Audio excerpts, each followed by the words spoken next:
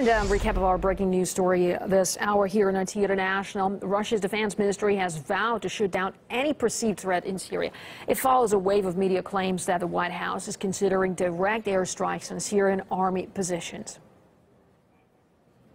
I would like to remind the American strategists that the air cover of Russian bases in Kremen and Tartus is provided by the C-400 and C-300 anti-aircraft weapon systems, the strike radius of which may be a surprise to any unidentified flying objects.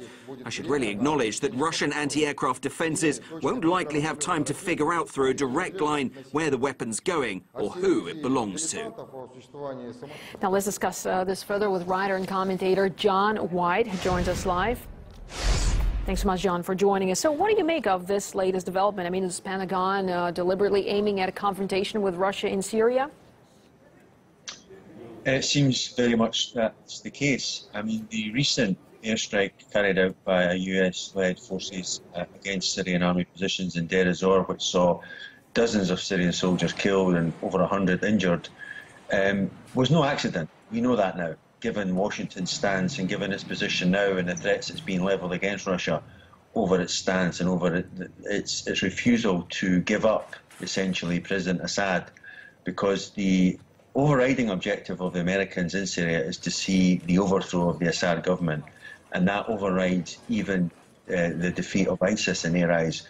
And so this has now seen all the obfuscation and all the embroidery that's been allowed to obtain when it comes to this conflict. That's all been stripped away now, and we now see the possibility, unfortunately, of direct confrontation between Russia and the US and its allies in this conflict, which is more than the sum of its parts. This is not a Syrian conflict. This is a conflict that's taking place in Syria, but it has a very, very important geopolitical context to it, which is the emergence of Russia and China as geopolitical counterweights to Washington for the first time since the demise of the Soviet Union, and Washington's attempt to maintain its unipolarity that is a matter of fact has been a disaster for the people of Iraq, Libya, and in Syria. So Syria is where this process of the destruction of countries in service to democracy, when in truth it's been in service to imperialism, the line has been drawn by Russia alongside its Syrian and Iranian allies.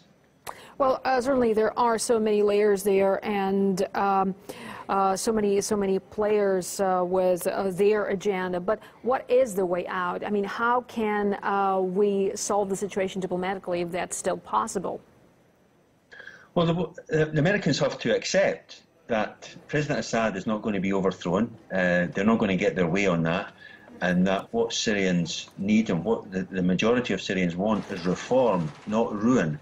And there is a marked difference between both. We've already seen ruin. I've just mentioned Libya and Iraq, and go further back, we see Yugoslavia. And now they want reform. They want to see a managed reform. And whether that's going to include President Assad remaining in power or not, that is a matter for them. It's not a matter for the Americans or Washington to decide. It's a matter for the Syrian people. Syria is a sovereign country, and the sooner the Americans accept Syria's sovereignty, the better everyone will be. So, of course, we want a diplomatic solution to this crisis, but you cannot allow yourself to be bullied.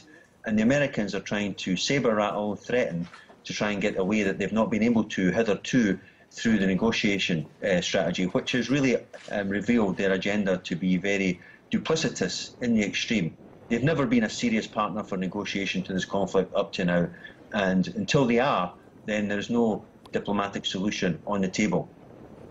Well, as we continue to watch the developments there, John, thanks so much for giving us your concerns and thoughts on this one. Writer and commentator John White talking to us here on RT International.